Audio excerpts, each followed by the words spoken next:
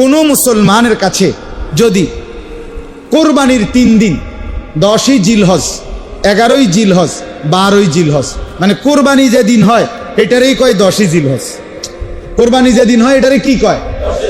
এটা এই দিন তার পরের 2 দিন, এই 3 দিনের ভিতরে চলাকালীন অবস্থায় প্রথম দিন সকাল থেকে মানে কোরবানির দিন ভোর থেকে তৃতীয় দিন সন্ধ্যা পর্যন্ত যদি কোনো ব্যক্তির কাছে 52.5 ভরি রূপার দাম সমপরিমাণ টাকা, তার নিত্য প্রয়োজনীয়, ওই যে কইলাম বাজার, ওষুধ, বই, খাতা কলম, গ্যাস বিল, বিদ্যুৎ বিল, এগুলোর টাকা ছাড়া, খরচ ছাড়া অতিরিক্ত যদি কারো কাছে 52.5 ভরি রূপার দাম সমপরিমাণ টাকা, পণ্য, মাল থাকে, সম্পদ থাকে, আল্লাহর কসম ওই ব্যক্তির উপরে কোরবানি ওয়াজিব, কোরবানি ওয়াজিব, কোরবানি ওয়াজিব। আচ্ছা, তাইলে এবার বলেন তো কি পরিমাণ মুসলমানের উপরে কোরবানি ওয়াজিব হয়? আমরা বানায় নিছি এগুলো বড় লোকে করবে, অথবা মন চাইলে আচ্ছা করো, কোরবানি করবে, যখন মন হয়েছে করো। এটা কি আপনি এটা খামখেয়ালি না? এটার হিসাব কিতাব নাই, এটার কোনো হিসাব কিতাব না। মাল সম্পদ আপনি হিসাব করতে হবে না, আপনাকে মাসআলা জানতে হবে না। কথা বলেন না কেন? আমি আপনার উদাহরণ দিই, আপনার উদাহরণ দিই। মনে করেন কোনো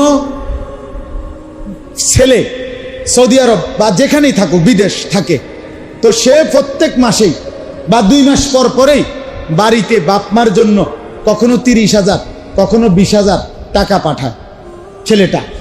কারণ এখন সামনে কোরবানি, তো এই ছেলেটা বাড়িতে 30,000 টাকা পাঠাইছে ওই বিদেশের ফুট।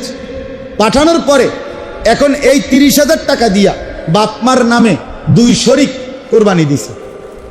ভালো কথা, কোরবানি দিছে, বাপমার কোরবানিও আদায় হয়েছে, তারার কোরবানি দিছে ঠিক আছে।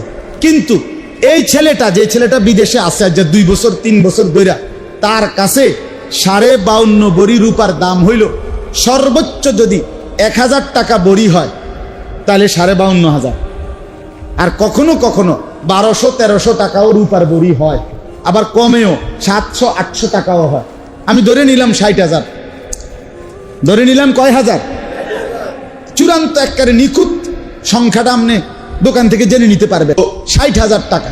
এখন ওই ছেলেটার কাছে, বিদেশে যেই ছেলেটা, তার কাছে তার নিজস্ব ব্যাংকে অ্যাকাউন্টে অথবা যে কোনো মাধ্যমে তার কাছে কি আরো 60, 1 লাখ, 2 লাখ টাকা নাই? তাহলে এই ছেলেটার উপরে কোরবানি ওয়াজিব কিনা? কথা বলেন না? তাহলে তার যে বাপমার নামে কোরবানি দিল, তো এর কোরবানি আদায় হয়েছিনি? তো আমাদের সমাজে কি পরিমাণ মুসলমান এরকম করে বলেন না কেন? বাপমার কোরবানি না দিলেন আপনি, বাপমার কোরবানি আদায় হইল, কিন্তু এর কোরবানি করল। তাইলে 10 বছরও যদি সে বাবা মার কাছে টাকা দিল, ঠিক আছে, ওদের নামে কোরবানি হইল, কিন্তু এর কোরবানি আদায় হয় নাই। নবীজি বলছেন যে কোরবানি সামর্থ্য থাকার পরেও দিল না, ফালা ইয়াকরাবান্না মুসাল্লানা, সে যেন আমাদের মুসলমানদের ঈদগাহে নামাজ পড়তে না আসে। তুই আসবি না, সাবধান, তুই আইবি না বেটা, তোর ঈদের নামাজের দরকার নেই, তুই উঠতেলা, তুই হতার থাক, উঠিস না। কথা বুঝছেন? বলেন। আচ্ছা বলেন, তাইলে কি করতে হবে? বাবার কোরবানি সেটাও আপনি দিলেন, ইহসান করলেন। আমার আব্বারে আমি একটা লুঙ্গি কিনে দিছি, এর লাগে আমার আর লুঙ্গি কিনানোর দরকার নেই, ওটা আসে না, লাগতো না লুঙ্গি। তো আমার আব্বারে আমি কোরবানির লেগে টাকা দিছি দেখা আমি আর কোরবানি দিতাম না, এটা কথা হইল? তো আমার আব্বারে যে আমি আগে টাকা দিই, আপনি তো টাকা সবসময় দেন, তাহলে এখনকারটা দিলে আপনারটা বাদ যাবে কেন? কথা বুঝছেন কিনা? তাহলে ছেলের কোরবানি দিতে হবে কিনা আলাদা? বলেন, আলাদা দিতে হবে। 2 ভাই চাকরি করে, ব্যবসা করে, যেটাই করুক, একসাথে সংসার, দুজনে মিল্লা 15,000 করে 30,000 টাকা আব্বারা তুড়ে দিছে। আব্বা আপনি মুরব্বী মানুষ, সামনের নামে কোরবানি দেন, গোস্ত না কদ্দুর খাউন, যায় দে আপনি ভাগ করে দিয়েন, আমগো দোনো করে, আপনি তো এই দোনো ঘরে খাইবেন, আর কি তা গোস্ত না খাওন? না গোস্ত না খাওন, আর কিতা মানছে না কয় কোরবানি টোরবানি কিতা কয় কয়, কিন্তু মূল তো গোস্ত খাওয়া। দোনো ফুতে কামাই করে, তাহলে দোনো জনের উপরে এই 60,000 মানে 52.5 ভরি রূপার দামের সমপরিমাণ টাকা থাকার কারণে দোনো জনের উপরে কোরবানি ওয়াজিব কিনা? তাহলে দোনো জনের কোরবানির বিকল্প বাবার নামে কোরবানি দিলে এই দুইজনের কোরবানি হইল তো এরা গুনাহগার হবে না? তো এরা ঈদের নামাজ যাইব কেমনে? তার আব্বা না শুধু যাইব, এরা শুধু গোস্ত না খাইব। নবীজি নিষেধ করছে তো, যাইতে না, মানা করছে, তুমি আইসো না, ইয়ার জায়গা নাই, মসজিদে জায়গা নাই, তুমি তোমার বেডির লগে বাইত নামাজ পড়ো। তাইলে বলে আমি একটু আগেও বলছি 6 জন শরিক কোরবানি দিছে, মনে করেন 6 শরিক হয়ে গেছে একটা গরুতে, তাহলে আর রয়েছে কয় শরিক? 1 শরিক। তারা দোনো ভাইয়ে সালাকি করে, দোনো ভাইয়ে মিল্লা, দোনো জনেরই কিন্তু কোরবানি ওয়াজিব, আলাদা আলাদা টাকা আছে দোনো জনের, কিন্তু বখিলি কইরা দোনো ভাই 15,000 করে 30,000 টাকা দিয়া 1 শরিক কোরবানি নিছে। ওই কার লগে? ওই 6 শরিক লাগো লগে, বুঝেন নাই কথাটা? তাহলে এরা শরিক হইল কয়টা? একটা। আগে আছে কয়টা? কিন্তু এদের কোরবানি ওয়াজিব হইছে 2 জনের না 1 জনের? 2 জনের। তাহলে মূলত শরিক হইল কয়টা? 8টা। বুঝেন নাই আপনি কথা? এরা না মিথ্যা কথা বললো, কিন্তু এদের কোরবানি তো ওয়াজিব হইছে 2 জনের উপরে। তাহলে এখন এরা যখন 2 জনে 1টা টাকা দিয়া শরিক হইল, তো কিন্তু মূলত শরিক কয়জন এনে? না, 8 জন। 1 জনের কোরবানিও হবে না। ওই 6 জন তুইও মরছ, তা করে লইয়া মরছ, কারো কোরবানি হবে, কাগো কোরবানি হবে। তো যদি আপনি বলেন যে মিশা কথা কইছে কা তারা, আপনারা তো আগেই বলছে শরীয়তে কোরবানির ক্ষেত্রে মাসআলা সাথীদের সাথে যারা শরিক তাদের লগে মুজাকারা করা, আলোচনা করা, তাদেরকে জানাইয়া শুনাইয়া শরিক নির্বাচন করা। আমনে কারুম আসতে আসতে দেখি বন্ডরুটি খাওননি। কোরবানি মানে কি চা দিয়া বন দিয়ে ভিজাইয়া খাও? কথা বলেন না কেন? কোরবানি মানে কি রাইতে চিড়ে ভিজাইয়া সকালে গুড় দিয়ে খাও? তো তাহলে আপনি খামখেয়ালি করলেন কেন?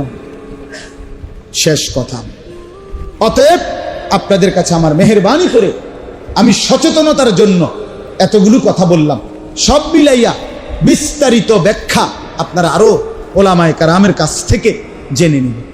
বলেন ইনশাআল্লাহ। দয়া করে জানা দরকার, খামখেয়ালি করেন না। কোরবানি ইবাদত, কোরবানি গোশত খাওয়ানো। কোরবানি কি না? গোশত। হজ ইবাদত, হজ ভ্রমণ না। হজ কি নয়? ভ্রমণ না। হজ ভ্রমণ না। হৃদয়ের সবচেয়ে বেশি ভালোবাসা হজ। হজ মানে আল্লাহর ঘরে ঘুরা, হজ মানে ভালোবাসার ঘুরাঘুরি। হজে গেছে বান্দা আল্লাহর ভালোবাসায়, আল্লাহ তারে ঘুরায়। কাবা ঘরে আসো, ঘুরো, ঘুরছো, যাও ওইখানে সাফা মারওয়া যাও, যাও ওখানে ঘুরো। ঘুরছো তুমি, যাও এখন মিনাতে যাও, মিনাতে যাও, যাও ওইখানে আল্লাহ বিল্লাহ করো। সারছো মিনা, চলো আরাফাতে যাও, যাও ওইখানে যাও।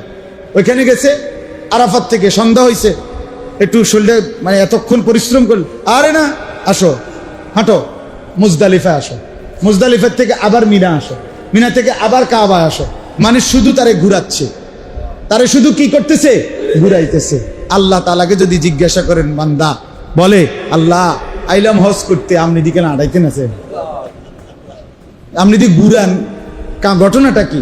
আল্লাহ বলেন ঘুরতে থাকো, আমি মাফ করতে থাকি, ঘুরা শেষ।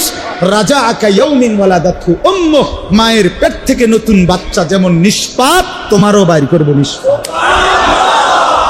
খালাস। আমার বাসায় ওয়াশিং মেশিন আছে, আমার বাসা তো ওয়াশিং মেশিনের সিস্টেম হলো কাপড়টা দিলে এটা 10 মিনিট ঘুরে, খটখট খটখট খটখট করে ঘুরে, তো এটা ঘুরে সাফ হয়, ঘুরে সাফ হয়। 10 মিনিট পরে ঘুরতে ঘুরতে এটা বাইর হয়, যখন এটা পরিষ্কার। রব্বুল আলামিন বলে ঘোরো কাবা, সাফা মারওয়া, মিনা, আরাফা, মুজদালিফা, মিনা, কাবা, সাফা, ঘোরো ঘোরো ঘোরো ঘোরো, এবার বের হও মায়ের পেট থেকে নতুন বাচ্চার মতো। হ্যাঁ, আল্লাহ আমাদেরকে তৌফিক দান করেন মালিকের ঘর দেখার, মালিকের ঘর দেখার।